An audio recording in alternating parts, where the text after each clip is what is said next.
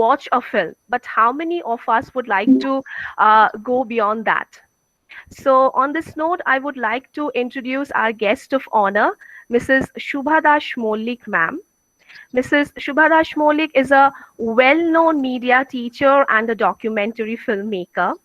She has made more than 50 documentary films on various subjects. And these films have been broadcasted on national television as well. She had also been the head of the Department of Film Studies and Mass Communication at St. Xavier's College, Kolkata. BDM International warmly welcomes you, ma'am, for this lovely session today.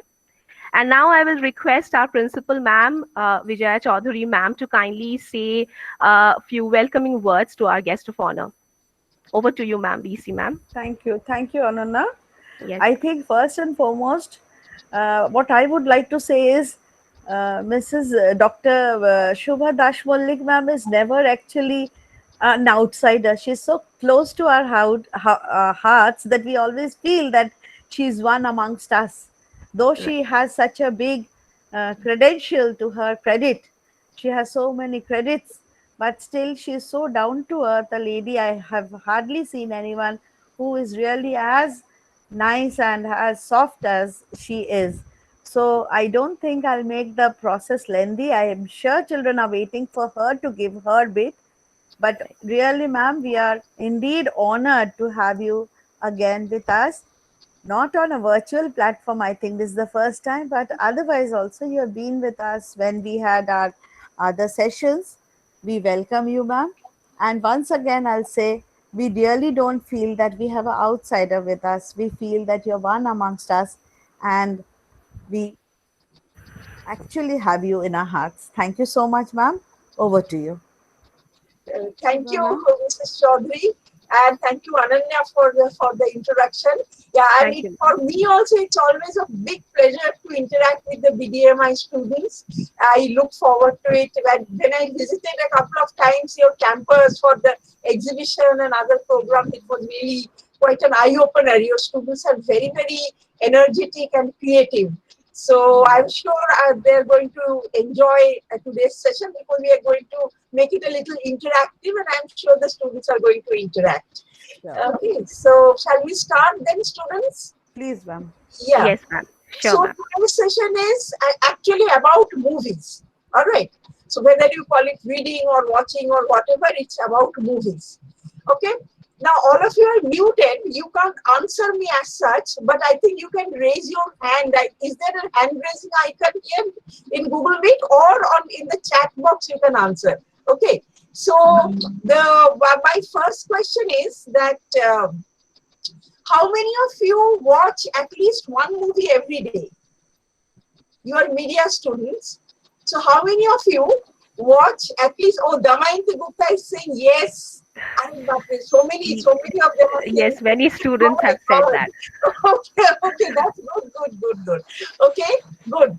So, but nowadays, when you can't go to a movie hall, since March all the movie halls are closed. So obviously then I presume that you watch it on the computer or on the TV, that Netflix or maybe some television, in a rare case, most probably Netflix or some downloaded film. Isn't it? You are watching it either on the TV screen or on the computer screen.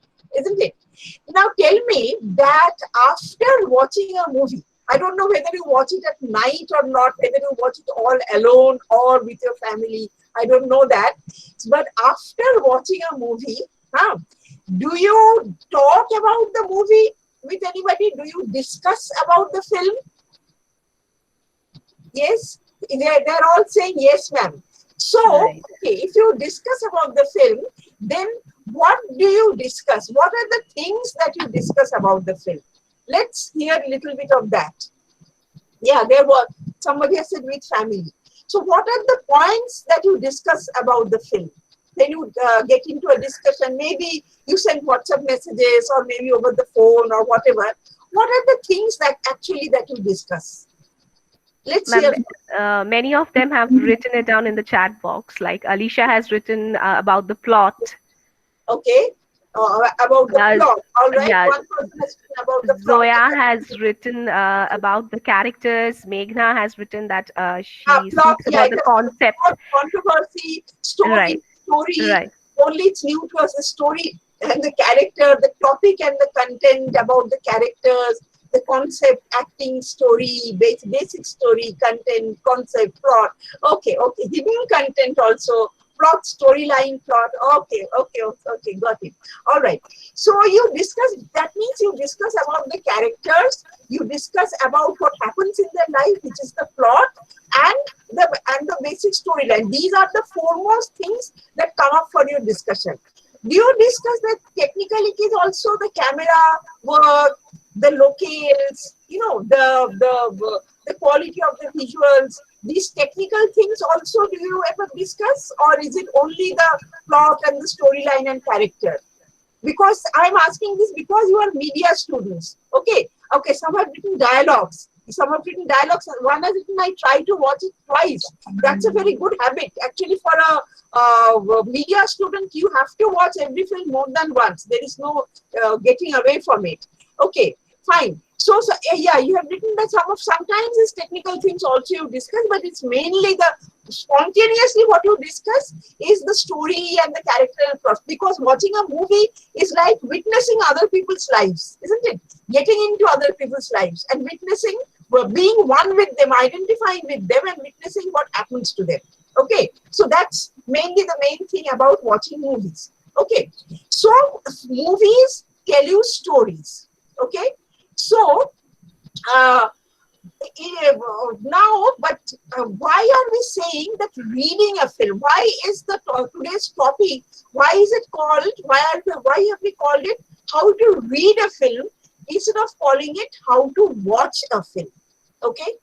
Now that reason is that as media students, we have to be very, very aware of the fact that a film is actually a visual text. It's like a text. Just as you have stories or other things in your textbook, you open your textbook and you read it. So a film is also a text. Although it is in the visual form, you see it on the computer screen or any other screen, but it is a text. Okay. And every text is meant to be read. Okay, and actually when you are watching a film and getting the story, then also you are actually reading you are reading the text, otherwise you will not get the story. See, a film is a showing medium. Okay, it shows the characters, the kind of setting they are in, the kind of costume they're wearing, the kind of actions they're doing. It shows us. Okay, but this showing medium becomes a telling medium because it is also telling the story. Okay, it is also telling what is happening to the characters' lives. All right. So for a showing medium to become a telling medium, in order to tell stories, you have to have a language. Without a language, you cannot tell story. You cannot tell a story. So a movie tells a story. All of you watch movies to get the story, the plot. Okay. So that means cinema is a language. Okay. A movie has a language. Understood? But it is a language that you don't have to learn, like Hindi and Bengali and Russian and this and that, which you have to learn, and unless you know the language, you will not be able to follow the language. Cinema is a language that you really don't have to learn. Why you don't have to learn? Because it is very similar to our life, or because it is similar to what we are watching all around us in our everyday life. Okay, it has great resemblance with our lived experience. Okay, so that is why we immediately recognize what we watch on a screen. We immediately recognize it. All right, so that's why we don't have to learn the language. All right, unlike in a language like any Bengali, English, whatever, each word is abstract. Okay, and if you are not familiar with the meanings of the words, then you will not get it. You will not get the language at all. But here you don't have to familiarize with the meaning of the words, because the shots, okay, which are like the words or the sentences, are revealing what they are revealing. Okay, so it's very easy to decode them. All right. But at the same time, I would say something, that if somebody is watching a movie for the first time, okay, then it is quite unlikely that the person will really get the story. Okay, it's very unlikely. For example, say two persons are talking, and suddenly the camera slowly zooms into one person's face. It becomes a little blurred, it goes a little out of focus, and then music fades in, and we see a much younger version of the person. Okay, maybe doing something, dancing in the rain or something like that. Okay, so basically that means now we know that it's a flashback. So suddenly the person is recalling his past. It's a flashback. All right. But if somebody is not familiar with the language of cinema, okay, then they will be confused. I was seeing somebody having a conversation with somebody else. Suddenly I see a younger version of the person. What happened? Okay, so this is common sense defined. So they will not understand that. Okay, so like that, I will just play you a very small portion of the ending part of the film Mary Kom. Okay, just a little bit. All right, and you will see that something is happening. So people easily understand what is happening. But so many other things have been put into it. Okay, and unless you are familiar with the language of cinema, you will not know what are those other things and what the film is trying to communicate, because there are layers of communication that are happening. Okay, and if you are not familiar with the language of cinema, you will not get those layers of communication. The entire communication, you will completely miss the communication, and like that, in the process, you will miss the story also. Okay, so let me just begin by playing a little bit of that. Okay, present now, window. So I share this window. So here is this Americom. Okay.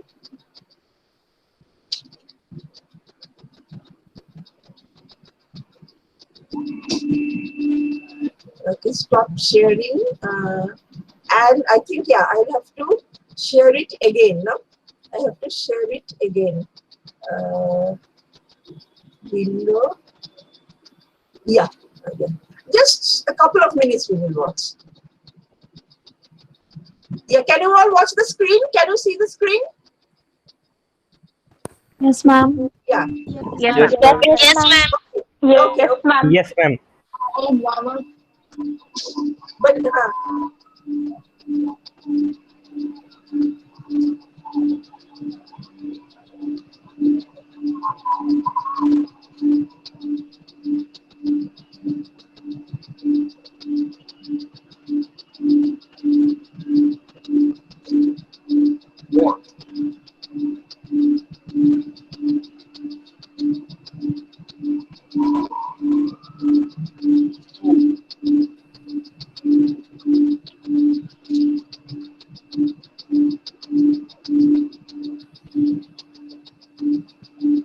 Sorry.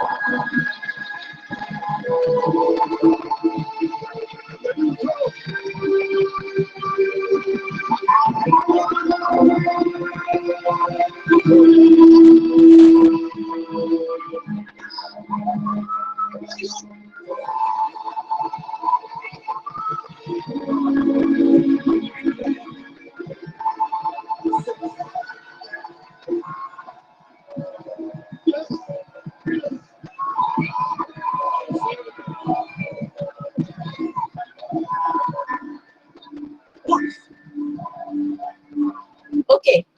So yeah. Okay. So you saw just a little bit, about 2 minutes. All right. So all of you could get what was happening. That she was in the boxing arena, the Olympics most probably, and then she had been knocked off, and everybody had given up on her, lost hopes that she will not be able to get up and fight it back. All right. But then in between, what was happening? What are the other, apart from Mary fighting in the boxing arena and the audience all around the arena, apart from that, what else did you see? What are the other visuals that were packed in? Hospital. Yes, you saw the hospital where Mary's child was also fighting for life. She was thinking about her children. You saw a kind of dream sequence that she is kissing her child. So she was thinking about her children, the garden, her children, yeah. And what else? What else did you see? She was getting visions of the child who was fighting for life. Yeah, apart from that, apart from her children, yes, but the hospital and her dreaming of herself with a child, you saw her husband. What else did you see? She was recalling the memories, her baby, her husband, coach, exactly, the coach. Coach was watching not around the boxing arena, he was watching on television in his home. Okay, so you saw the coach, all right? Then you saw another group of people, most probably terrorist insurgents, who were in the jungle somewhere holding guns and all. And they were also watching somewhere on the screen or something. All right. And then continuously intercut with that Mary, and everybody is trying to encourage Mary, tight close up of her eye, bruised eye, and the tear dropping down. All right, and that sound, key sound, which is basic, the sound from the hospital, which was put here. Okay, that and that both were fighting. After the Mary was fighting, Mary's young baby, he was also fighting back in the hospital. They were in a similar situation. Okay, so like that. So it's a very complex, nuanced storytelling. All right, in that package of 2 minutes, so many things were told. You saw so many characters, not only Mary, but Mary's present coach, previous coach, all the people around Mary, Mary's competitor, the person in the boxing arena who was this thing managing the fight, that person. And then we were cutting constantly to other places, to the hospital, to her imagination that she is with a child, and so many things were happening, so many layers were packed in, and you all got it. You didn't have any difficulty getting the message through, okay, because you are used to watching films, all right. But for somebody, imagine somebody who has never watched any film in his life, that person, it's very likely that that person will get confused, okay, because that person is not yet exposed to the grammar of cinema, because every language has a grammar, okay. If we agree that cinema is a language, cinema also has a grammar. It follows certain grammatical codes, and if you are not exposed to that, then you will not get the story. You will see the visual, you will understand what each visual is saying, but you will not get the connection between the visuals. Understood? So you will miss out the grammar. So that means cinema is something, and there is a language, and one has to know the language, although one really doesn't have to be a media student or a film studies student in order to learn the language. You learn the language just by watching films. You know, just as if you grow up in an environment of Tamilians, you learn Tamil. So like that, just by watching films, you pick up. You don't have to officially learn. Some we pick up the code. But definitely it's a very sophisticated medium of communication which tells wonderful stories in a very nuanced way. All right, packing in so many layers of information, which you get it. If the film is well made, nothing misses you. But you have to pay attention. You have to be attentive. Okay, you have to be all the time active. And whether you realize or not, you are actually reading the film. When you are getting the story, you are actually reading the film. Okay, so that is why we are calling it that how to read a film. Okay, but now I would like to take you back to the past. Ma'am, Yes, yes, yeah, ma'am, I am Rohan Mandal from 12th Humanity. See, I have a question regarding this yes, film. yes. Ma'am, those films who are based on recent events like the attacks of 26/11 or Hotel Yeah, Mumbai, uh-huh, those gives us the information about those events. uh-huh, yeah. Mm, yeah, so in those kind of movies, the people who are not able to know little information about those events, those people will get the full information, no? Yeah, okay. You are saying that the which are based on recent events. That means they know the story. Yeah, that's a good Yes, ma'am. question. Like Mary Com is also based on a real event that way. Okay, so they already know the story because they have read the newspaper. They know what is going on in the country. They know the story. Yes, then it will be easier for them to grasp because they already know the story basically. Okay, but still some nuances they may miss out. You know, certain subtle nuances they may miss out. Yes, but the overall story is already known to them. So supposing if you make a film on Mahabharata, all right, familiar characters, everybody knows the story. So even if somebody who is watching a film for the first time will get that is why Ramayana and Mahabharata, when they were aired on television, you people were not born. It was so popular. All the Sunday morning it used to be aired, and the roads were empty, and everybody was glued to the TV. Okay, because people had no difficulty following what was going on. Familiar characters, familiar settings, familiar story, which people love watching again and again. Understood? So that way, yeah, something familiar, something known. Obviously, the story is known, so they will get the story. But yeah, they may miss out the subtle nuances there. Okay, if they are not really exposed to the language of cinema. Okay, but that was a very good question, Rohan. Very good question. Okay, so now I'll take you to that film is such a sophisticated medium of storytelling, but it didn't become, it didn't acquire its sophistication in one day. Okay, so now I take you to the earliest days of cinema. I don't know if you know, when was the first film publicly shown? Does anybody know? When did the first public screening of a film take place? Does anybody know that? If you I know, you can write in I the can make chat a box. guess. I can make a guess. Guess, 18, guess, guess. Yes. 1897 probably. 1895, December Oh, sorry, 1895. 1895. Yeah, By Lumiere okay, Brothers, that was a good guess. the train. By Yeah. Lumiere Brothers at the Grand Salon in Paris by the Lumiere Brothers. That was for the first time publicly shown. But cinema was there before, but it wasn't publicly shown, gathering a crowd at a public place and projecting and, people showing. So that didn't happen before. So 5th or 6th December 1895, Grand Salon in Paris, that's a historic date in the history of cinema. Okay, so I am going to show you a few of those early films, okay, which were shown at the Grand Salon on the 6th of December. So I will begin with this thing. Very simple films, actually. I will begin with. One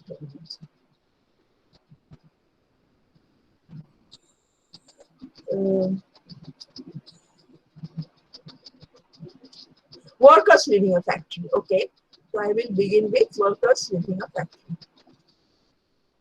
Okay, I will pause. Again, stop sharing. I think again I have to share the window. Yeah.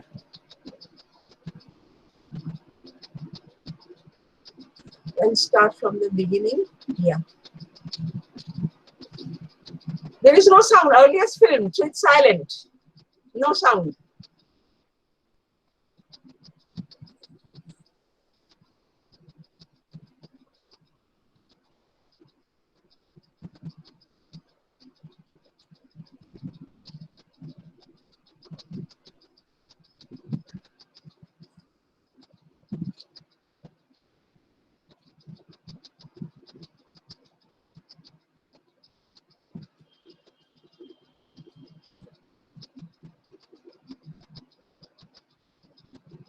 Oh, no, this is another one. This is another film. Okay.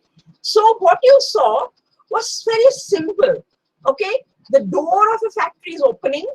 People are coming out, rushing out, rushing out, rushing out, rushing out. And then at one point, the door is closing. Okay.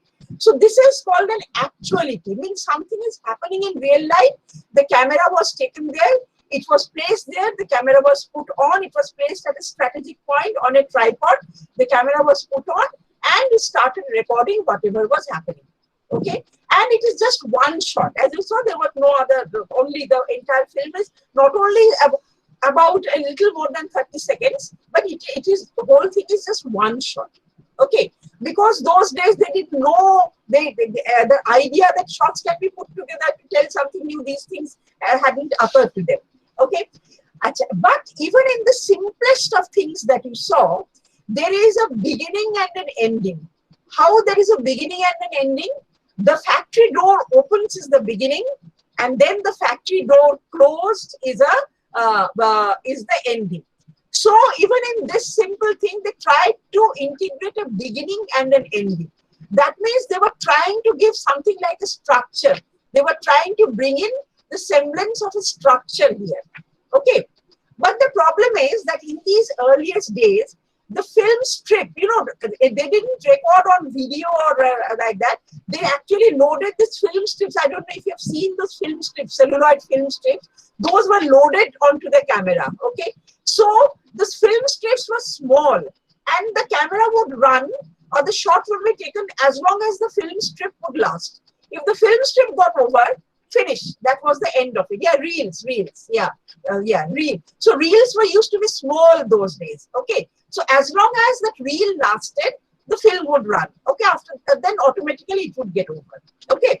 So when they went to take the next actuality film at a railway station, okay, which is famously known as train entering a station. So I will show that to you. That was also shown on the same day at the same place, train entering a station. So I'm going to show you this to you now.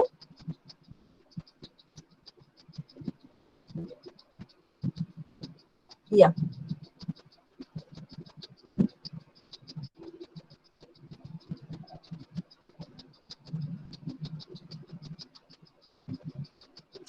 Share again. Oh God.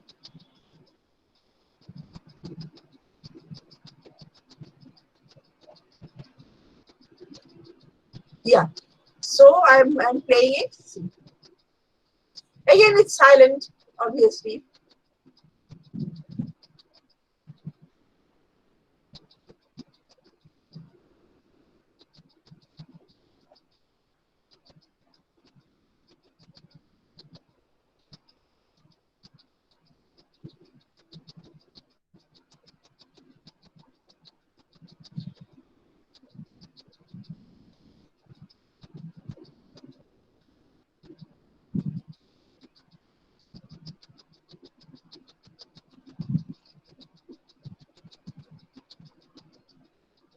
Yeah, okay, this is another thing. Huh?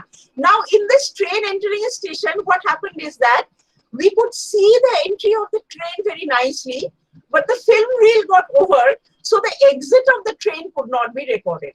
Before that, the film reel got over. So we get only the entry.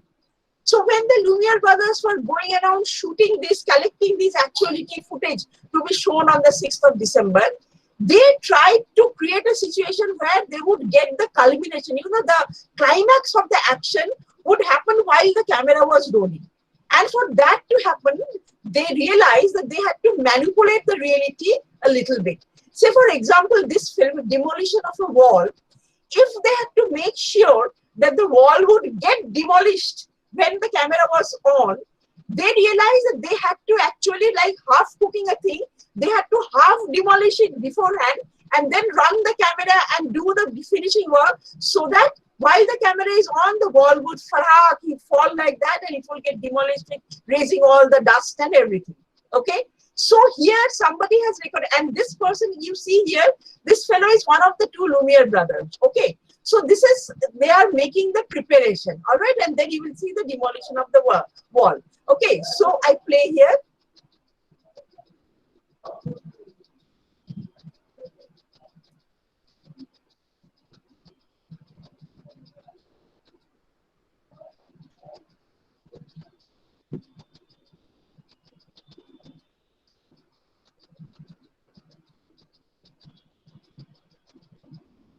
Somebody's pushing from the back also. Yeah. So the demolition happens while the camera is on.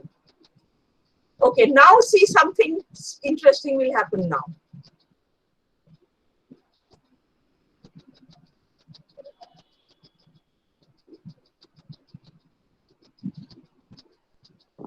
See, now what is happening? It is playing in reverse.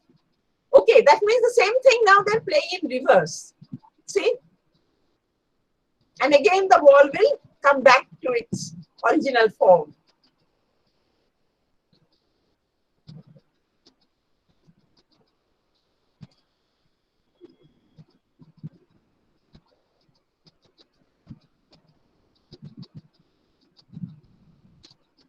see.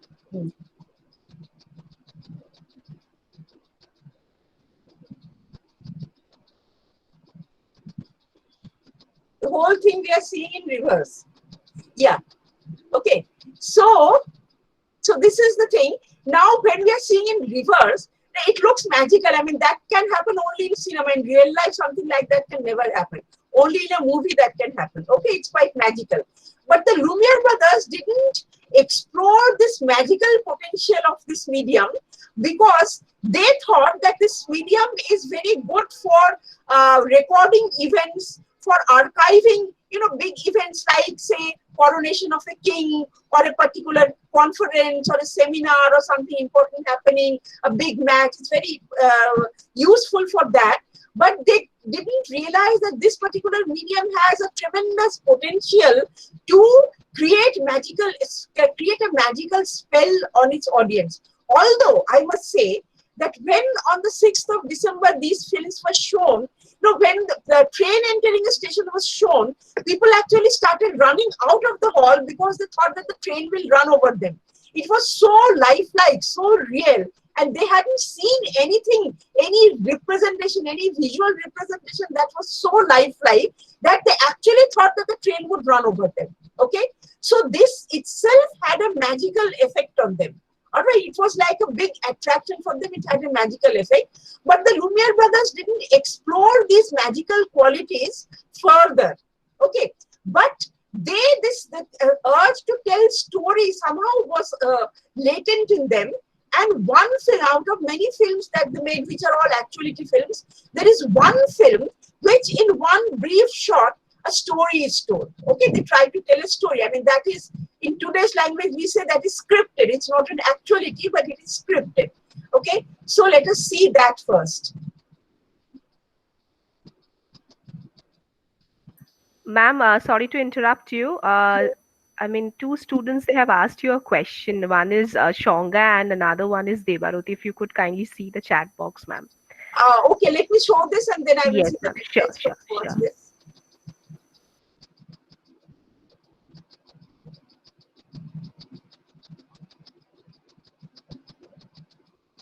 Yeah, what is the chat box? What are the questions? Can somebody please read out the questions to me? Shonga, kindly read out your question. Shonga, Yeah. one by one. I will Yeah, request. was the reverse effect given manually or available? It has gone again. Just read out once again. Was the reverse effect given manually or no? Good evening, ma'am. This is Shonga. Ma'am, I asked the question, ma'am. Was that the reel was completed so there was a reverse motion in the movie No, this reverse or in the method clip? is actually what is there. This was, all these things were later on because this footage is there. Okay, people have put together later on. So this reverse effect was given much later. That the same footage is there, so you make a copy and play it in reverse. So this was tampered around, done much later, not by the Lumiere brothers. This was not done by the Lumiere brothers at all. Okay, because So, those who ma'am, that means restoration of the footage and then played around and put all these things together, they just tried the reverse effect, just playfully. They tried the reverse effect and joined it with the actual footage. Understood? But the Lumiere brothers didn't do it. ma'am, that Okay. means on that particular day when the first film was publicly shown, the reverse motion was not shown on No, that no, day. no, no, no. Reverse was not there. No, no. Reverse method was not there. No, it was not there. Okay. Yeah. All right. So let us see the story that I was telling you. So let us see the story. Okay.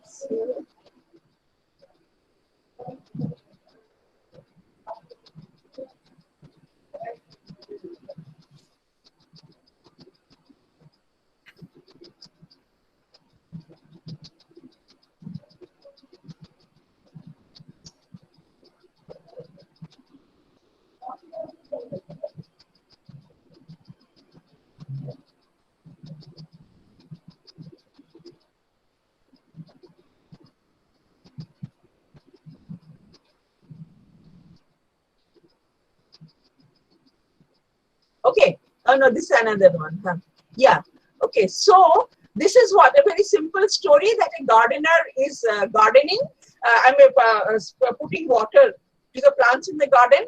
A little boy stealthily comes from behind and he presses on the pipe so that the water stops. So the moment the gardener takes it to his mouth just to see what is happening near his face, he takes off his shoes and the water sprouts. Okay, and then the gardener turns back and sees the boy, goes around, catches him and gives him a thrashing.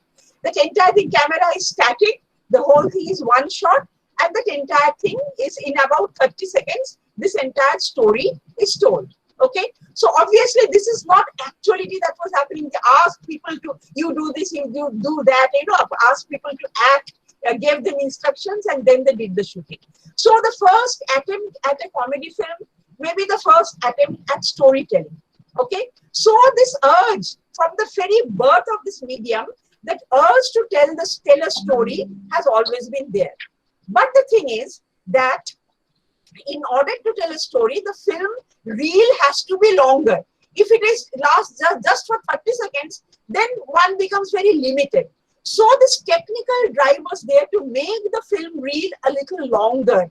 Okay, so that they could comfortably tell a story and introduce many characters and go about telling stories. Okay, so now here we have seen what was happening in Paris, in France, by the Lumiere Brothers.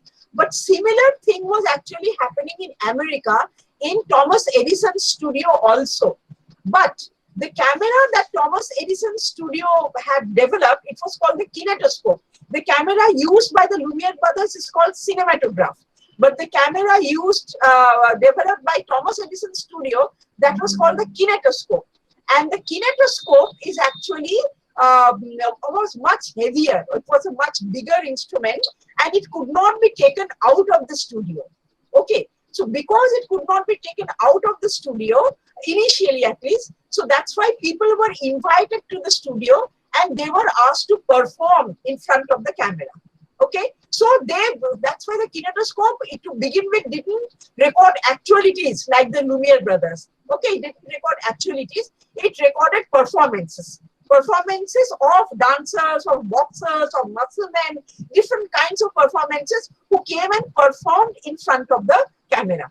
Okay, so one such performance was, this was in 1902 or 3, around that time, that one artist, he said that as long as the film reel, that's behind the screen now, as long as the film reel lasts, I will finish sketching Thomas Edison's portrait. That is the challenge I take up, that I will finish sketching Thomas Edison's portrait as long as the film reel lasts. Okay, but by then, it was a couple of years later, so by then the film had, reels had grown a little longer. That was, the camera could load a little longer films. All right, so this person got a little more time, around 1 minute 57 seconds precisely he got. Okay, so let us watch that film, the Thomas Edison being drawn in while the camera is on. Okay.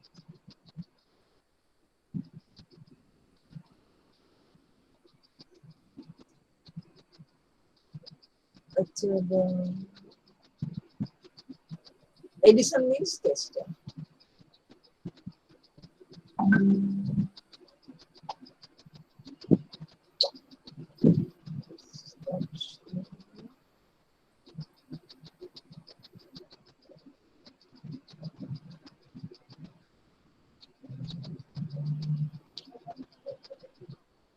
Yeah, okay. Inventor Edison sketched by world artist. All right, so let's watch this. Oh, this was 1896, Achha, not much later. This music has been put later.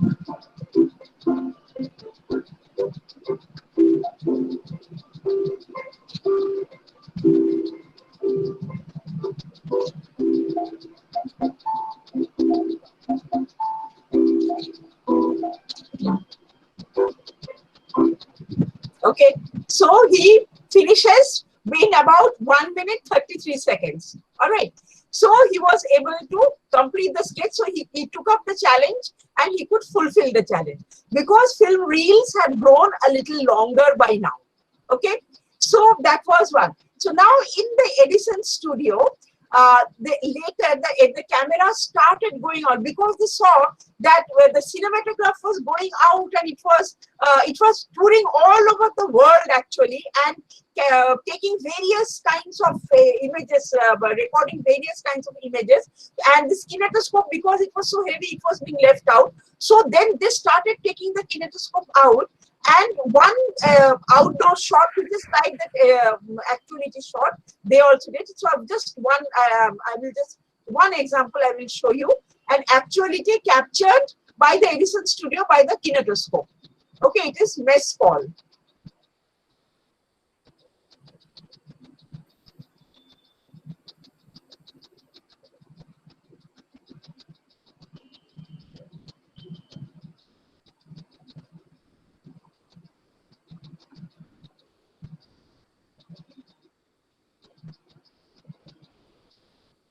Okay, from the beginning I will play. Yeah. So, you know, soldiers, army men's mess, and they're all being served breakfast. The camera is there, and they're very amused that the camera is there. They're all coming and bowing to the camera, you know, doing all kinds of things. It's a very short film. So that was kind of actuality which was recorded by the kinetoscope. So these were some of the earliest films that were being recorded. All are single shot films. Camera placed steady on a tripod, and camera is recording whatever is going on in front of the camera. Okay. Now, as I told you, that the Lumiere brothers had not imagined that the destiny of cinema will go anything beyond this. Okay. But the person who really unlocked the hidden potential of cinema was a magician called George Melies. If you have seen that film Hugo by Martin Scorsese, that was based on the life of George Melies. So this George Melies, he got initially the Lumiere brothers were very reluctant to sell the cinematograph to anybody, but then after 2 years they decided, okay, let's sell off the cinematograph. So this fellow Melies bought a cinematograph. He was a magician. He used to perform on stage. He used to show magic on stage. And according to Melies, by chance he realized that this particular contraption could show magical effect. Okay, and the story goes like this: that he had, those cameras, the cinematograph was hand cranked. It didn't require electricity. It was hand cranked. Just as in olden days you had those watch that could be wound. I don't know if you have seen those watches that could be wound. So similarly, the cinematograph could be wound, hand cranked. It could be wound, and then as long as the winding was there, it would run. Okay, once it would run out of the wind, it would have to be wound again. So Melies had kept that cinematograph running on his windowsill, and the cinematograph was recording street scene. And at some point of time, it ran out of its wind, and it stopped functioning. And Melies didn't realize it. After 1 hour or so, he realized that it's not working anymore. So he wound it again and kept it on the windowsill. Okay. Now, when he took out that film strip, and when he developed the film strip, chemically developed the film strip and projected it, he found that something magical had happened. What was the magical thing? Say a girl is crossing the road, okay, suddenly it becomes a man, okay, or a horse-drawn carriage is going, suddenly it becomes a tram. How that happened? When it was not running for 1 hour, the scene changed, okay, and then after 1 hour it started running again. All right, So in that 1 hour, the scene had changed. The horse-drawn carriage had gone by. From that same place, a tram was passing. The girl had long back crossed the street. Now a man was crossing the street. Everything had changed. But when you are playing it, projecting it on the screen, in one frame you are seeing the horse-drawn carriage, the girl, all that. In the next frame, suddenly you are seeing that a tram and a man and all that. Okay, suddenly. Understood? So that was like a magic, as if the girl has got transformed into man.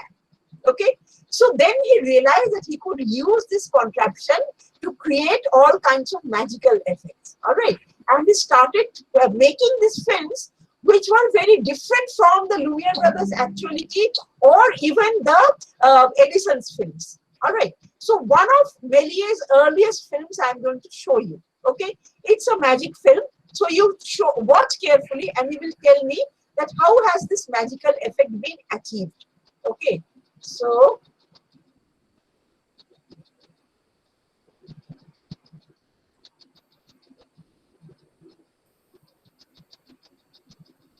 what is that? Yeah, this one.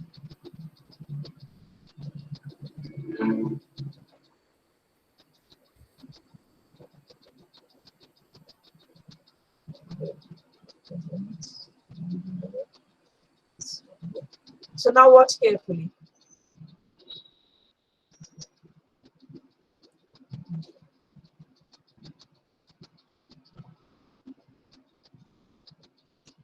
This was in 1901. Okay. This was also originally silent. The music has been put later on.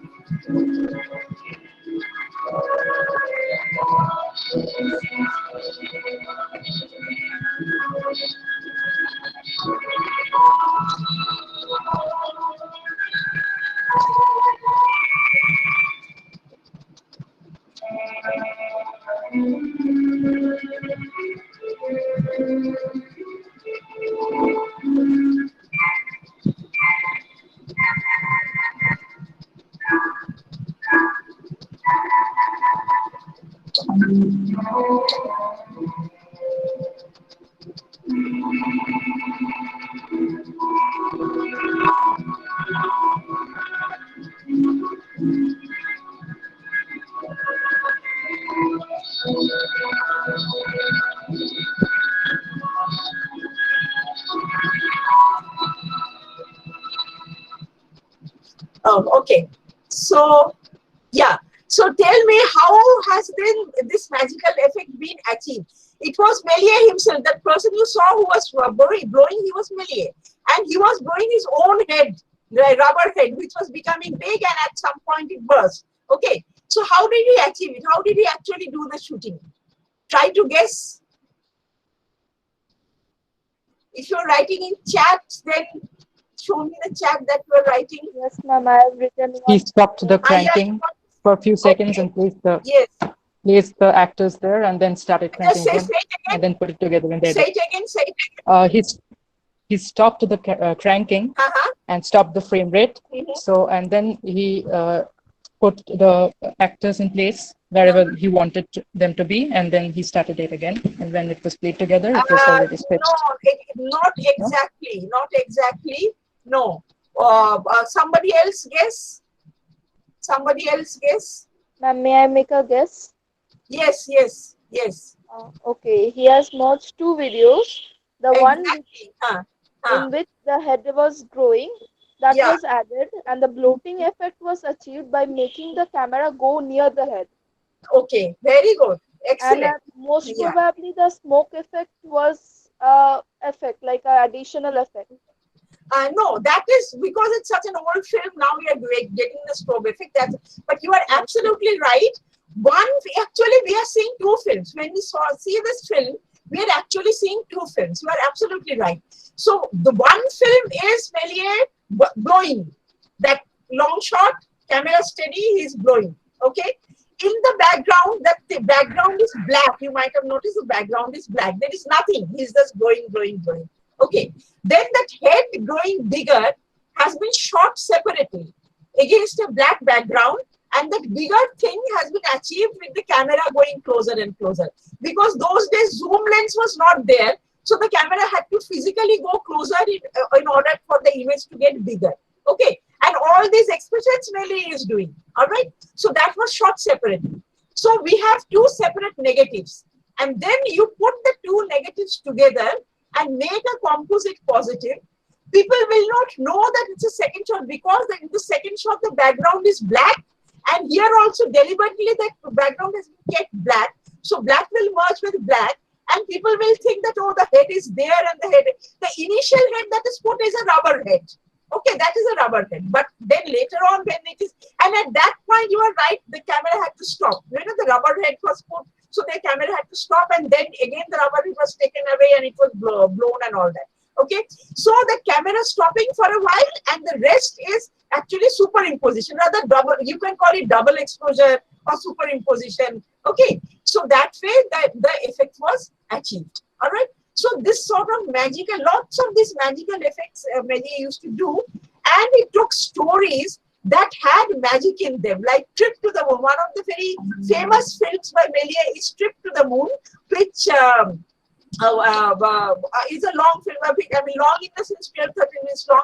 I'm not going to show it, but that also is full of this magical effect. So he used this medium to show off magical effect. He also told stories, but he always selected stories that have this magical effects. Okay. And Ma'am, yes, sorry to interrupt you again. Rishita Boiddo and Ankita Dhor, they have actually yeah, posted a question in the chat box. yeah. Is a script necessarily needed in a film? Why only emotions doesn't work? So this is the question. See, Ma'am, you script can, is, yeah, you yeah, can get the okay. question in the chat box itself. Yeah, but I don't know. I can't see the chat box here. That's why it's good that you're reading it out. So the Okay. thing is that, see, in these early films, there was no script. The plan was there in the minds of the filmmaker. Okay. And the filmmaker himself was the producer. Understood? He was the filmmaker, he was the actor, he was the producer. All right. So, and the entire scheme was in his mind. So he didn't have to write the script at all. So this concept of writing a script was not there in the early days of cinema at all. Okay, but the planning happened in the mind. The planning was there, but it was not written down. Understood? Without a planning, without a scheme, you can't make a film like this. Planning was there, it was not written down. When did the script became an important thing, in fact, a necessary thing? When in the talkie era, dialogues had to be written.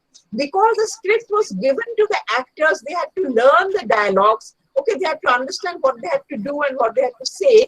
And then script was a mind script was present. Yeah, somebody is writing mind script was present. Yes. Exactly, mind script. Okay, but this written script, which is written and made copies of and get distributed to all the cast and crew, that have started happening only in the talkie era. Okay, when films with dialogues were being made. And that is when the writers who used to write plays or who used to write stories, they got lucrative offers in Hollywood, and script writing became a new vocation. People flocked to Hollywood to get paid well and to write scripts. Understood? So writers from different fields, they came to Hollywood. But in the silent era, Nobody felt the need for writing a script. Even when D.W. Griffith made 3 hours long films, the whole thing was in his mind. Okay, he didn't have to write down a script. All right. And script, another important thing about the script is that you write a script and you try to sell the script and get fun for it. And you convince a producer by showing a script. This is the script I want to say. But if you are the producer, you are the actor, you are the director, like Charlie Chaplin, like D.W. Griffith, then you don't have to convince anybody, okay, this is the film I want to make. Understood? So nobody felt the need for writing a script. But this planning thing was there. There was definitely a pre-production stage, getting the casting done, choosing the location or getting all the props ready, doing rehearsals with the actors, all these things which is a part of the pre-production, that was there. Okay, but this written script, formally writing a script, that practice was not there. Understood? So that is the answer. Actually, what was the other question in the chat box? That was one thing about the script. Ma'am, it was same. I mean, ma'am, why should we use script to show any emotions to someone? Why should we use a script? Yeah, because the script has this, indicates the emotion. So the actor will read the script and will know what to emote. Okay, actor will read the script and understand that what emotion is required of him. So that is why the emotional thing has to be written down in the script. Okay, if you are writing the script. Got my point? So that's what. Okay. So anyway, so then Méliès actually opened a whole new possibility, for the medium of cinema, whereas the Lumiere brothers have thought that it is this medium is mainly useful for keeping record of things and for archiving things. Méliès showed that the same medium, the same instrument, the same contraption can be used to create fantastic tales, can be used to create illusions, okay, can be used to show magic. All right. And actually the medium of cinema today, what is cinema? Cinema is magic. Okay, cinema is very lifelike. Cinema mimics life very closely. But at its heart, cinema is magic. If there is nothing magical in a movie, then the movie is not worth watching. Okay, and that magical thing may be a very small thing, magnified in close-up, it looks magical. Okay, it need not be a magic like the Méliès showed. All right, but magic is, can an old movie be changed when a new producer produces? Yeah, what was the question? Can an old movie be changed? What was the question here? Can a old movie be changed when a new producer produced the same? This is the question asked by Rishita Boiddo. Yeah, there's so many times this happens that a movie that has already been done, some other producer takes up the script and produces it again, like Psycho.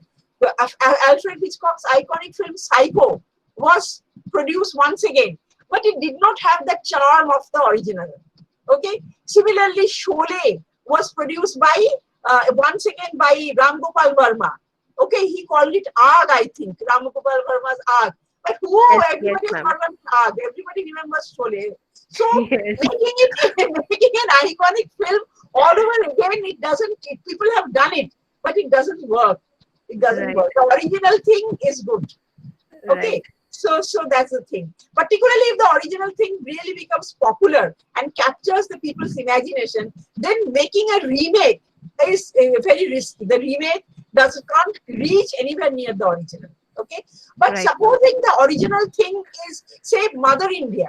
Mother India, the same director had done an earlier version of Mother India called Aurat. Okay, but that was a comparatively low budget film. So again, that same director did Mother India. Okay, in a much grander, much bigger scale. Okay, so Aurat people haven't watched much, but Mother India is, of course, it's a world famous film. Okay, so that is also there. All right. Ma'am, I have a question. Yes. Ma'am, is earlier it was more over on individual work than teamwork, right? Yeah, it was more of an individual work. Yes. Earlier it was mainly films for one-man shows. Okay. Now again with the digital technology, we are again nearing that one-man show. I mean, one person can make the film now.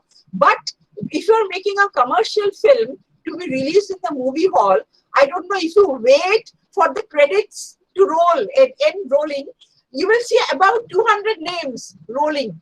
So a big budget film also involves a lot of people in different departments, okay, and different with different expertise. Under the cinematographer, only so many people are working. Under the set designer, production designer, so many people are working.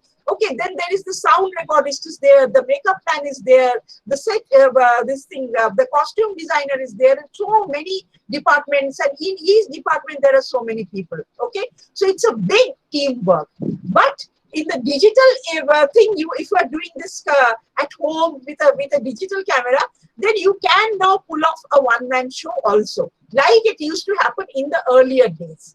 Okay. Now, George Melies had a studio because he was a very prolific producer. So he had a studio, but his wife was the co-actress, and they had a small group of people who acted. But his studio actually was called Star Films. Okay, so dedicated actors, cameramen, they were there because he was producing films at such a prolific rate. So naturally, if you're working alone, you can't be so productive. So he did work with a team, a small team of people, and his studio was called Star Films. Okay, so it's like that. Okay, so speaking of magic, he let us, before we proceed, let us watch something magical. Ma'am, Yes. two more children, they have asked you a Yeah. question. So I shall read I out the read out the question. question? Oh, please read Uh, out the question. Yes. Ankita has asked why Yes. people like reality films more rather than films that are based on imagination. That's the question posted by Ankita. Uh-huh. Yeah. And So Anamika, the thing is, okay, let me answer this. There are people and people and people. Some people like films based on imagination. You know, some people like westerns. Some people like science fiction films. Some people like more real life films. Some people like musicals. Okay, so there are peoples and people and people, and each group of people. I mean, there are fan following, or there are takers for every genre of film. Okay, so there are comedies are there, musicals are there. Those are a little, distorted reality, stylized. I should say stylized films. Whereas the films like Mary Com and these films, those are more based on reality, more realistic kind of films. All right. So one cannot say that realistic films have a bigger market. In fact, even in realistic films, if it is really realistic, it won't have a market. There have to be magical elements even in realistic films in order to capture the imagination of the people. Okay, yeah, otherwise if it is totally fantastic, if it is very well made, people will like it. People connect to these realistic films easily. Okay, they connect to these films easily, but while watching the film, if they don't find these magic moments in these realistic films, if they don't find the magic moments, then they will be disappointed. So even in these realistic films, there have to be these magic moments, okay? Because cinema is all about magic, okay? Even if it follows reality very closely, it is a magical medium. Magical things can be made in cinema, like what I want to show you now.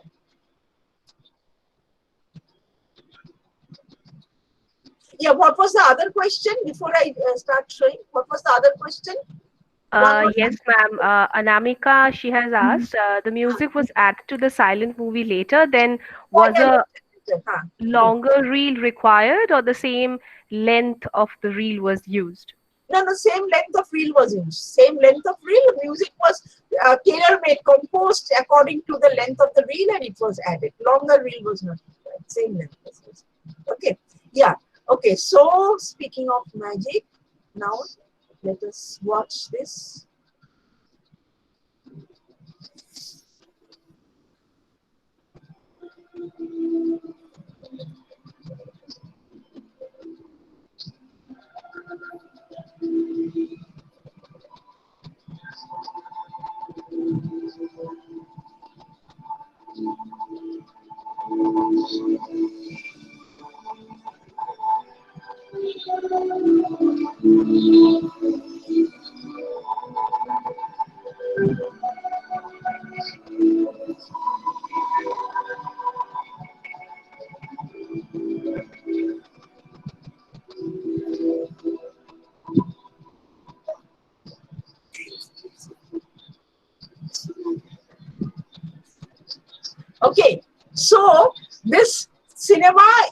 this can happen in your dream, in your imagination, and it can happen in a movie.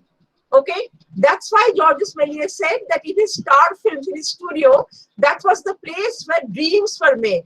If you ever wonder where your dreams come from, this is the place where we manufacture your dreams. That is what George Melies had said.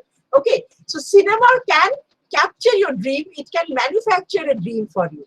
Okay, so that's what cinema is meant for. All right, to make you dream, to take you above this mundane reality, or even within this mundane reality, show you the magical moments which in your everyday life you will miss out. Okay, so cinema is all about magic. All genres of cinema, there have to be, even in documentaries, there have to be these magic moments. Okay, magic moments doesn't mean this sort of a transformation like this. Okay, but magic moments can be something more which is apparently insignificant, but it will leave a deep impression in your mind. Okay, so that, all right. So now, in the hands of these early pioneers, slowly, cinema acquired sophistication, and it developed a language, and language that was capable of telling stories. So now let us quickly see that what are the various elements in a visual language. Maybe these are the things you already know, many of these things, but still, just a quick run through, because anyway we are running out of time also. So what is meant by elements of in a visual language? Can you tell me what is the smallest building block of a movie? What is the smallest unit in a film? What is it called? The smallest unit in a film? Who can tell me?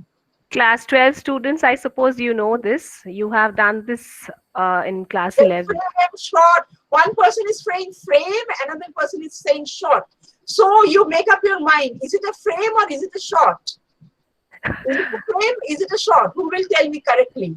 A correct shot. Sahil Saha is saying shot, and he is absolutely correct. It is not a frame. Yeah, many people are saying shot, absolutely, and not a frame. So now tell me, why not a frame? There are 24 frames running in a second.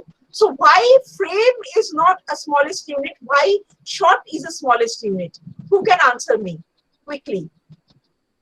Why shot? Why not frame? See, Yes, Ajan, can you try it out? Ajan is there, Yes, I ma'am. Why is it a shot and not a frame? yeah, it Yes. is a Well, shot. Yes, not a frame. I For can the try. simple reason that when you are watching a movie which is running at 24 frames per second, you don't see a frame separately. You can, because of persistence of vision, you can never see a frame separately. But you can make out when a shot changes in a movie. You can immediately make out. Understood? So that is why, even though when you're seeing a film like this, nowadays the film has also gone, it's all digital thing. So you can't even physically see a frame. Okay. But a shot, the existence of a shot, when a shot is changing, that you can handle. So that is why a shot is called the smallest building block of a film, not a frame. A shot is the smallest building block of a film. Okay. So now let us quickly see this elements of a visual language. What are the various elements of visual language? Okay. So the first element is the moving image. The moving image, which I told, it's a shot. Okay. The shot normally has some moving element. Either the subject is moving, or the camera is moving, or both are moving. So that's why I am calling it a moving image. Then there is the juxtaposition of images. You put one shot after another to tell a story. So this juxtaposition of the images, and then the sound thing, juxtaposition of sound with image. Okay. So these are the three fundamental things in a movie. A shot, putting the shots together, and putting sound with the shots. Okay, these are the three fundamental things. Now, what makes meaning in a moving image? It is not Ma'am, frame. Yes, somebody ma'am, would. I'm Rohan. I have a question. Yes, yes, Ma'am, you said that in every genre of film there is a music magic. magic. So Yes, in cartoon and horror movies also there are magic. definitely, definitely, of course. There have to Okay, be ma'am. magical moments there. Magic doesn't literally mean magic. Okay, something magical, something that transforms you from within, something that makes you think, makes you wiser. You will say, oh, is it like this? I've never thought of it before. Okay, that is the magic thing. That is the magic moment in a film. Okay, where you go deep into the subject of the film and you begin thinking. That is the magic moment. Understood? Anyway, so the frame, and the director always looks at the world through a frame. Okay, so the frame is important. Image size, I will one by one, I will come to this. So these are the various elements. So now let us come to image size. Image size is determined by the distance of the subject from the camera. Say this is an extreme long shot. Okay. Now, extreme long shot is when camera is naturally very far away from the subject. Okay. Now, if you want to use an extreme long shot, it is with a purpose. All right, it's not random. Okay, let's take an extreme long shot. You want a certain kind of effect in the mind of the audience, so you take an extreme long shot. Okay, so what is the effect that you want? Like here, when you see this, what sort of effect do you see? I mean, you may feel that, you know, loneliness in this whole big world, there are just a few lonely souls, you know, desolation. Or it may be nature is so overpowering. Human beings are so tiny, puny compared to nature. So if you want to create that sort of effect, then you use an extreme long shot. Then this is a long shot. So here, this person is bewildered because there are staircases here and there, and she can't make up her mind every staircase to take. Okay. So in a long shot means you see the full frame of a person. That's how you define a long shot. You see the full frame of a person. Okay.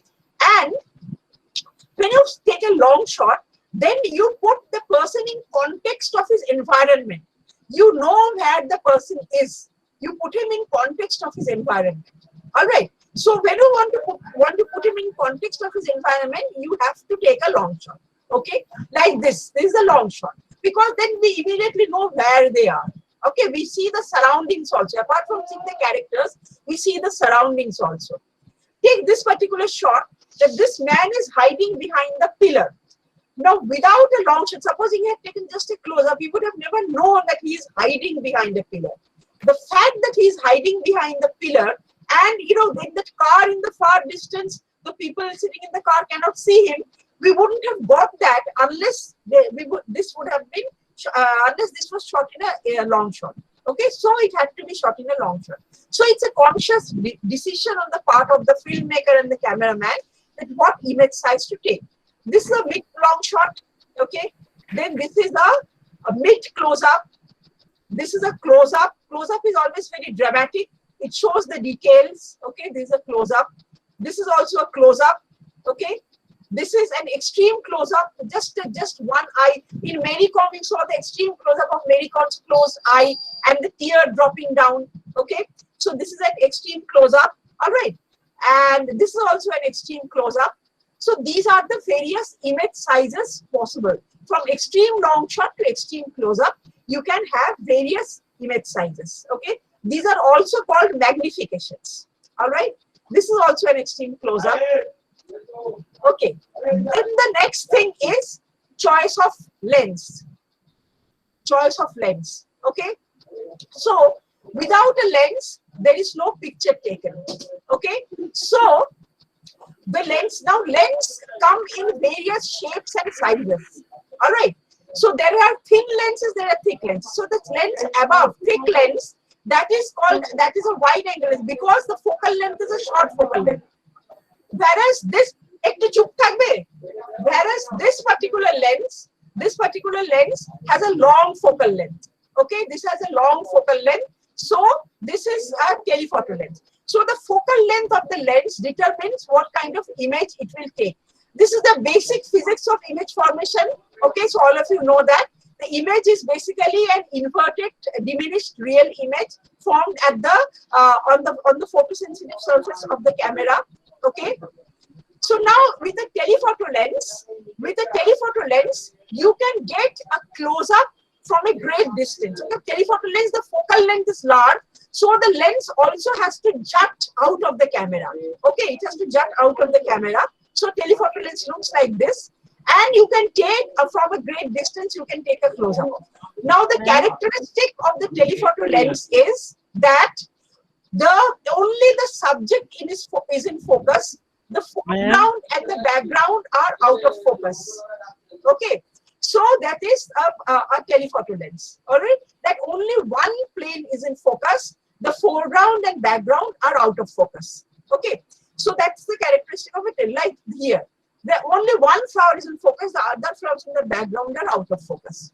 Okay, here the through this camera, through the phone, you can see a sharp image, but the actual thing is blurred. Okay, because again it's through a telephoto lens. This is what a telephoto lens looks like, a real telephoto lens. And so you shoot a lot of wildlife through a telephoto lens, because if you want to shoot a bird, if you go near a bird will fly away. So you have to take a close-up of the bird from a great distance. So you use telephoto lens, okay, like this, the bird, you get a picture of the bird like this. These are all taken with telephoto lenses. Who else uses telephoto lens? Photojournalists, particularly those paparazzi photographers. These are of course sports photographers, but those who chase celebrities, okay, they are called the paparazzi photographers. They also use telephoto lens, because from a distance, from some hiding place, they have to take close-ups of celebrities, so they use a lot of telephoto lens. Okay, this is a super telephoto lens. So an image with a super telephoto lens can be something like this. The background is totally blurred, okay, whereas the subject is in sharp focus, and you see all the details. All right, so this is a pseudo macro image with a telephoto lens. I mean, this is a magnified image, but it is taken from a distance, so it is with a telephoto lens. Now we come to the other type of lens, which is a wide angle lens, which has a short focal length. And because it has a short focal length, the lens is also a little, pot-bellied kind of lens. Okay, it's not a slim lens, it's a little thick lens. Okay, so with a wide angle lens, you get a panoramic view like this. Everything from foreground to background is in sharp focus in a wide angle lens. Okay, so that is the characteristic of a wide angle lens, just opposite a telephoto lens. Like here, this is also with a wide angle lens. This is also, see this ground in front and the hill beyond, the sky, everything is in sharp focus. So this can happen only with a wide angle lens. Again, this is an image taken with it's an indoor image, but taken with a wide angle lens. Okay. Now image, this is again the back, it is not that much of a wide angle lens, because the background is not so much in sharp focus. The subject is in sharp focus, foreground is in sharp focus, but the background is a little out of focus. Background is not really so much in sharp focus. Okay. Now with a wide angle lens also you can take a closer. For example, this shoe. This shoe has come very near the camera lens. As a result, it has got a distorted, it is appearing as if that this fellow has got one leg is much bigger than the other leg. It gives a very distorted view, out of proportion view.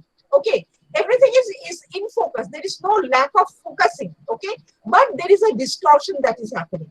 So when you take a close up with a wide angle lens, there is always some distortion like this. Okay, the head of the dog appears to be out of bigger, out of proportion, because the head is so close to the lens. Okay. Okay, these are pictures taken with various lenses. All right. Say, for example, this is with a normal lens. All right. This is with a telephoto lens. Background is blurred. So this is with a telephoto lens. This particular is with a wide angle lens. That is why this distortion is there. Whereas this is again with a telephoto lens, because the background is totally blurred. Okay, so for different lenses, the same person is captured with different lenses, and you see the different effects here. Okay, 50 millimeter lens with 1.8 aperture. So this is what it looks like. Okay, so 50 millimeter is for normal. 35 millimeter, which is a wide angle lens with the same aperture, 1.8 aperture. This is what it looks like. See the background, everything, the details are shown. Here the background details have got a little blurred, but this is looking very glamorous. Whereas here the background details are all there. Okay. So depending on the lens, the image quality will very much depend on the choice of lens.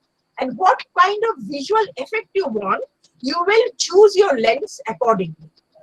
Now this is a special kind of lens called fisheye lens, which is an extra wide angle lens. Okay, so with this fisheye lens, you get distorted.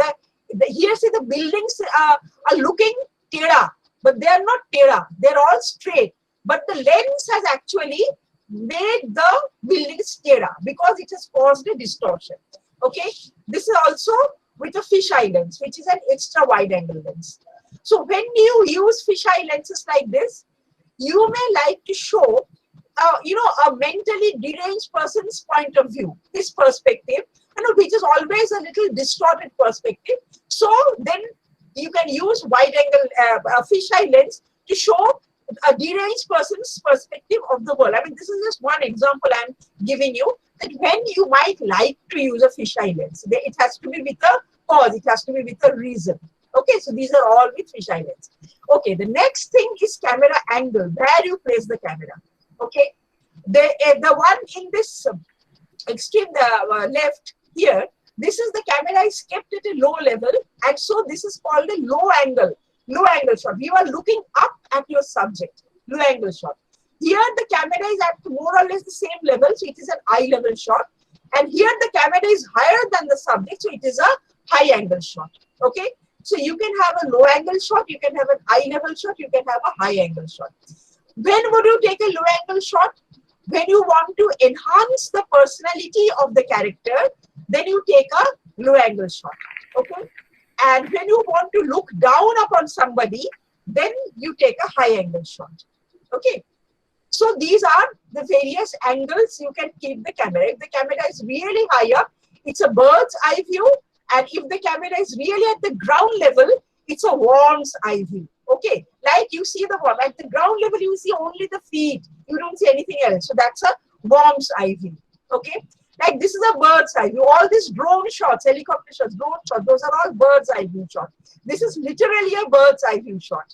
Okay, so this is again a high angle camera shot.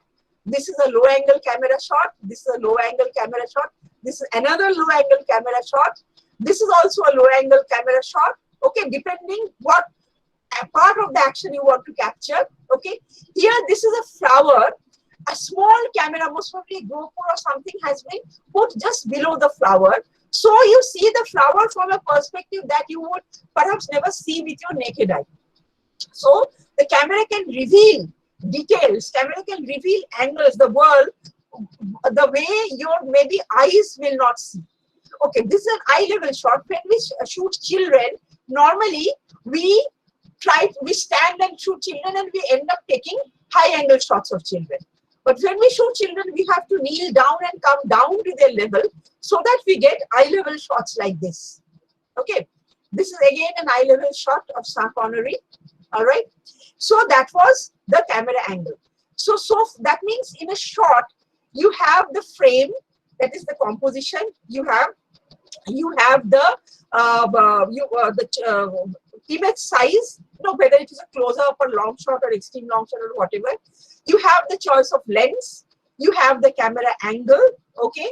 Then you also have the movement. The camera in a movie, the camera can also move. So standing on a tripod, the camera can pan. Like moving your head from left to right, the camera can pan. Okay. So that's a pan shot. Like moving your head up and down, the camera can tilt up and tilt down. So that's a tilt shot. Okay. Standing at one place, you can zoom in. Zoom in is actually changing the focal length of the lens, but it gives the false impression that as if you are going closer to the subject. Okay, so it's not really, technically speaking, it's not a movement. It is like a substitute kind of a movement. Okay, but we often use it because it's so easy to use. All right. Then standing on a track and trolley, the camera can physically move. So you can have parallel track, you can have circular track, you can have track in, you can have track out. When the camera is physically going into the action or going out of the action or going round and round a character. So you can have different kinds of track shots. Okay, the camera can physically move up like in a crane shot. Okay, so it can crane up or crane down. So various kinds of camera movements are possible. All right. Then the next element is lighting. So this is a basic scheme of a 3-point lighting, that you have this thing, key light, you have the fill light, you have the backlight. This is a basic 3-point lighting.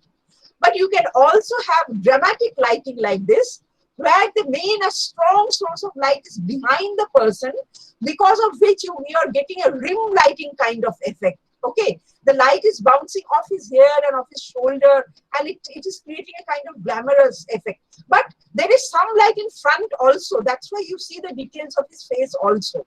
Okay, so this is there. There is no light in front. There is only one strong source of light at the back, and this character is basically eclipsing the light. So you just have a rim. You can just see the outline of the person. Okay, so there is a strong source of light just behind the person. So you just see the outline of the person. So this is rim lighting. This is again play of light and shadow. So you can create lots of dramatic effects with this play of light and shadow. Patterns you can create with light and shadow. This is called a silhouette, when the background is very bright, okay, but there isn't enough light in the foreground. So you get an outline of the figure. All right, you don't see the details, you get an outline. So during sunset and sunrise, you get these silhouette shots. You must have seen in so many films. Okay, this is again a backlight. This is a picture taken by Raghurai. Afternoon time, the sun is low down and the sun is filtering through the hair. They're going in a car, the hair is flowing, and the sun is filtering through the hair, and the hair seems to be aglow with sunlight. Okay, so backlight. With a backlight, you get the smoke effect. You know, if you want to see the smoke and the dust, there has to be light coming from behind. Otherwise, you won't get that smoke. Okay. This is also a backlight taken by Raghurai. Afternoon sun filtering through the balloons and making them aglow. Okay. So you can create a lot of dramatic effects. You know, taking a picture is like painting with light. Okay. If you know how to use light creatively, you can create all sorts of magical effects on the screen. All right. Then the next thing is color. That you can have either primary colors, bright primary colors like this.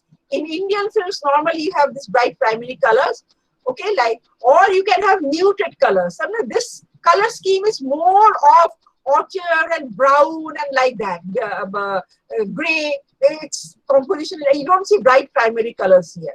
Okay, so you choose your color scheme. Okay, depending on the effect you want, you choose your color scheme. Okay, this is taken with a red filter, so that is why it has a warm color tone. This is taken with a blue filter, so it has a bluish color tone. Okay, blue is considered to be a cool color. All right, this is a famous painting by Monet. It's a railway station in Paris, taken early morning, so the whole thing is bluish. This I have put here because the cameramen and the cinematographers, they have learned a lot from painting. They've learned about composition. They've learned about dramatic use of light by studying paintings. Okay, so that's why I have just I'm ending this presentation with this. So that in a nutshell, that was in an image, in a moving image, these are the various elements at play that make meaning. Okay, and each is a conscious decision on what image size you will take, what camera angle, what camera movement will you give. Okay, these are all conscious decisions taken by the filmmaker in order to achieve a certain effect. Okay, say for example, a pan shot. Supposing you are taking the shot of a person who is entering a room and sitting down. Now you can take that shot with one long shot. Okay, that person enters the room and sits down. Or you can take with a mid shot, and then as the person walks, the camera pans with him till he sits down. So when you are taking a mid shot and the camera panning, that would mean that you are interested in the person. Just as you are turning your head and following the person, the camera is also constantly following the person. So you are interested in the person, and obviously the viewer also gets interested in the person. Okay, so if you want to hook the viewer, okay, this is the person to look out for, you take a pan shot. Let the camera follow the person. Understood? So each decision is a very conscious decision which goes into making the meaning in a visual. And then when the visuals are put together, again, a different kind of meaning is created. Okay. So now we are 5:30. So I will just end by showing, I can go 5 minutes more, right? Or shall we have to stop now? No, ma'am, sure, you can. Sure. Okay, just as a concluding thing, I will show another short sequence from Cinderella, where you will see all these elements at play, and plus shots have been put one after the other to create meaning, to tell a story. Okay, just a short sequence. Ma'am, there are questions from Yeah. Let's hear. the Yes. students' side. Shall I read it to them, Yes, or please read it. Read it. Read it. I'll ask Shukriti and Sahil to read out the questions themselves. Shukriti Bhattacharya, I guess you're there. Shukriti, are you there? She has got disconnected, I think. No, ma'am, I'm No, here. no. Okay. Yeah, Shukriti, can you please read out the question? Yes, ma'am, sure. হ্যাঁ ওই সেশনে আছে পরে কথা বলবো হ্যাঁ yeah. Good evening, ma'am. I'm Sukriti Bhattacharya, and I have a question that are the magnifications used in the film determined according to the scene? Like if it's an emotional scene, the magnification is taken According to to the the scene. scene. Yeah, that's what we will see. That's why I want to show you the scene.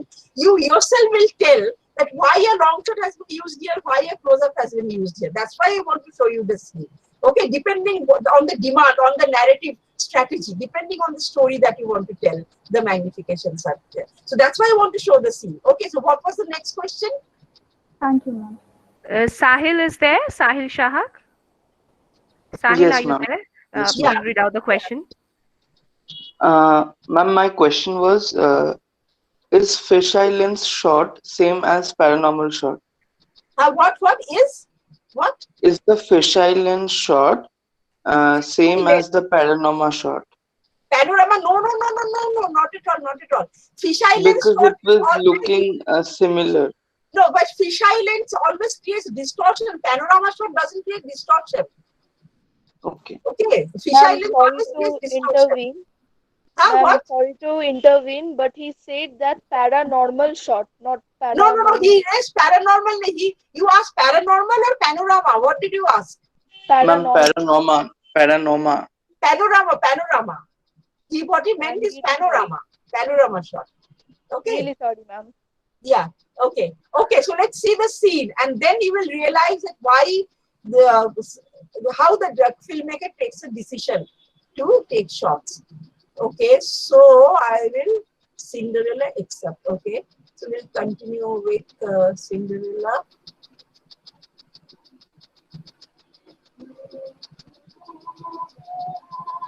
What? Stop sharing. Again, and I'm present again. Share. Yeah. So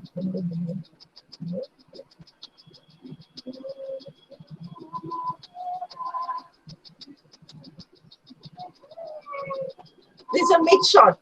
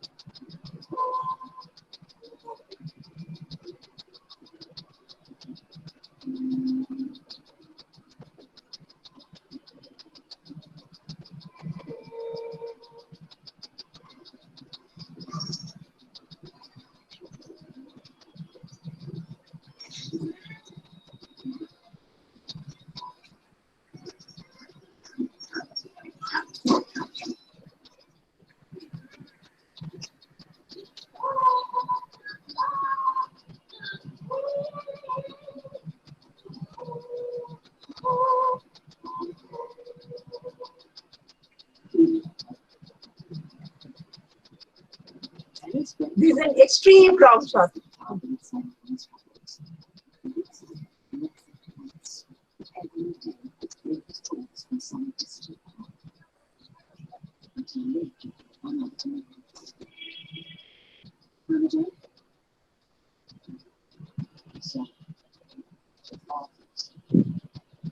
Ma'am, sorry to interrupt, but is there any music here?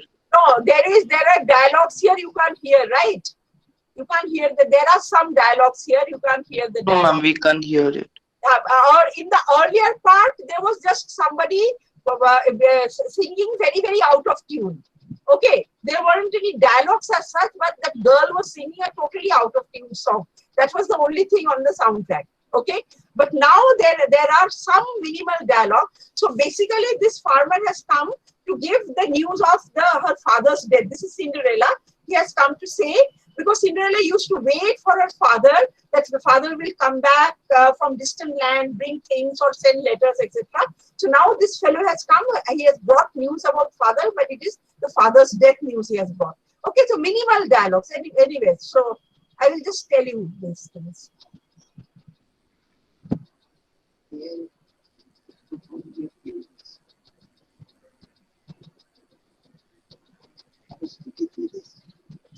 He's saying that till his dying moment, he spoke of only you and your mother. And then we see the stepmother's close up, who is a little jealous. We are ruined. Stepmother is saying we are ruined. We are ruined.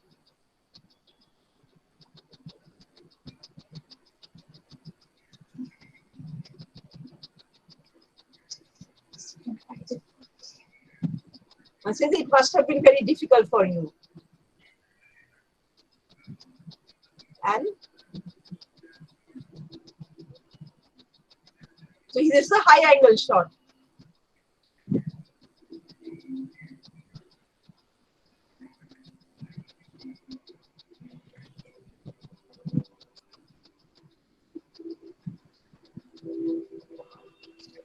So slowly the camera is tracking out, very slowly. Ever so slowly the camera is tracking out.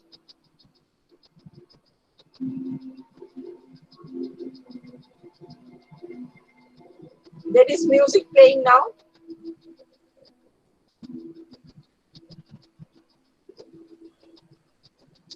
Okay.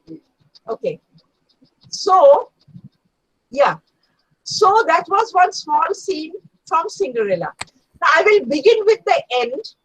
Why was the camera slowly tracking out in that particular scene? What was the reason? To make it more dramatic. Or anything else? Any other reason why the camera was To slow? enhance the situation. To express the character's loneliness, maybe. Yeah, How because wide is the world and how small no, the she is thing is that becoming. he Ma'am, had to enhance she the got the tragedy okay. Let in me the answer Ma'am, this. to express the emotions. To express the emotion, basically to leave her alone. Okay, because she has lost her father. All right, so she needed some time for herself. She wanted to cry. Okay, and she could cry only when she was alone. So basically, to leave her alone with her grief, the camera slowly tracked out of the action. Okay, just to leave her alone. Okay, so she would sit there maybe for an hour or so, crying and contemplating what would happen to her. So that's why the camera was tracking out. Okay, so that was the end of the shot. All right. Now before that death news came, the use of 4 characters in a room, in a big room, you saw 4 characters, and visually the power relation, the dynamics between the 4 characters came out very easily. Okay, so what is it? Who was on top? Who was in control? Who do you think was in control? ma'am, the stepmother. The stepmother was in control. From her body language, from her looks, you could make out the stepmother was in control. Okay. The other 2 characters, who were the other 2 characters? What were they doing?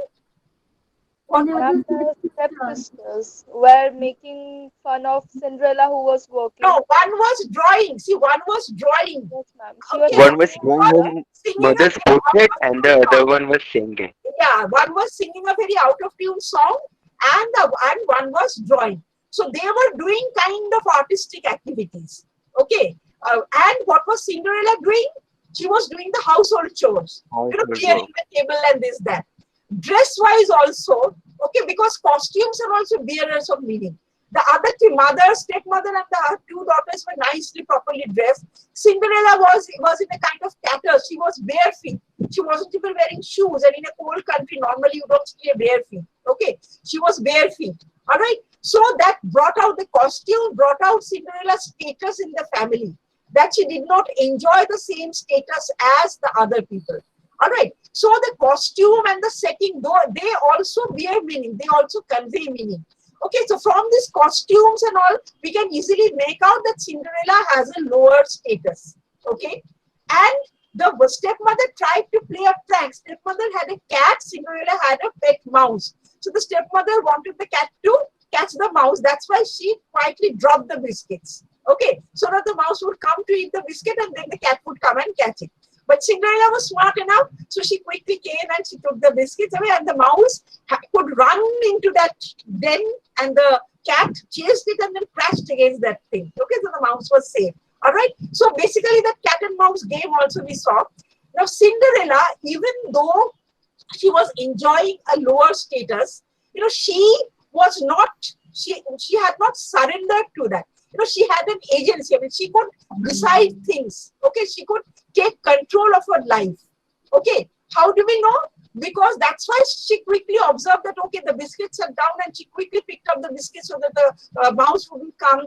And then when the mouse safely went in, we saw Cinderella's triumphant face. Remember, she was carrying that tray, and this we saw her triumphant face that, okay, mouse is safe now. Thank God.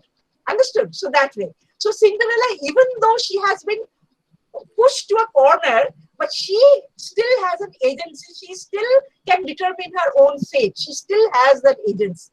Okay, so that is brought out here. So the dynamics between the characters has been brought out through the positioning of the camera, through the acting, of course, and then in the long shot we see all the four characters in perspective. We see the setting that it's a well-to-do house, and then when they're enjoying life like this, and the father's death news comes, and the stepmother's first thing is, we are ruined. Means we will not be able to afford all this lavish lifestyle again. So we are ruined. That is her only this thing.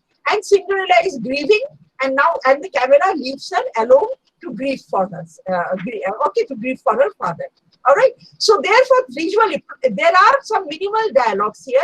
There is a voiceover narration also, which says that she used to wait for her father's letter. Then we see an extreme long shot. Why extreme long shot? Because father is very, very far away. Okay, that's why extreme long shot of a man in a horse, the drawn carriage, going very far away. Okay, so that's what, everything is with a reason, and everything comes together to make meaning and to bring out the story. Okay, in all its nuances. Understood? So that's the thing. That is the fundamental thing about reading a film. Okay, so we are at the end of the class. Many students have left also, I see. So some last one or two questions maybe we'll take, and then we will call it a day. Yeah, if there are some one or two questions. Yes, anyone would like to ask any question to ma'am, please go ahead with that. Ma'am, Ma'am, Yes. One by one, please. One by one. Although, ma'am, yes, go ahead with your question. And I will request you to be short, ma'am, keep it short and precise. Yeah. Advai, ask us. yes, ma'am. Yeah. Ma'am, is there means You are getting any back. I can't hear. Is means there what? any through the shots, through the close-up? Ma'am, I'm writing Okay, writing write my the question. question. Write the question. In the meantime, Sangha, if you want to ask, let him write the question quickly. Yeah. Right, Shanga. Shanga, Yes. Shanga, you can go ahead with your ma'am, is question. it always to show? Yes, ma'am. Huh. Ma'am, is it always to show the grief of the character while zooming out the camera lens, or we can show a positive ending or a happy ending through that also? No, happy ending also we can show. No, the happy ending also we can show. I mean, it depends on the situation here. It's not always to show the grief that we show, doctor. Not always like that. Happy ending also can be shown like that. The slowly camera frames up, and from a high angle we see the shot. So that also we can show in a long shot. The camera moving out of the scene. End of the story. So the camera moving out of the scene. Okay, so that is another expression. The story has come to an end. So the camera moves up. That's also possible. Okay, so what question you wanted to have written down? Ma'am, although I suppose he is writing, Priyanshu has written a question in the chat box. He has written that, ma'am, the movie Joker is putting a negative vibe in the society. Still, Yeah. we are watching it. Why? He's talking about the movie, Hollywood Yeah, movie Joker. Joker. Yeah, still we Right. are watching it because we like negative characters. See, Shah Rukh Khan had played negative characters early in his career. Okay, Right. and he became a superhero. We Right. really like negative characters. Somehow we vibe, we identify with the negative characters. Right. Understood? So that is the thing, that it is not giving out a negative story. It is not.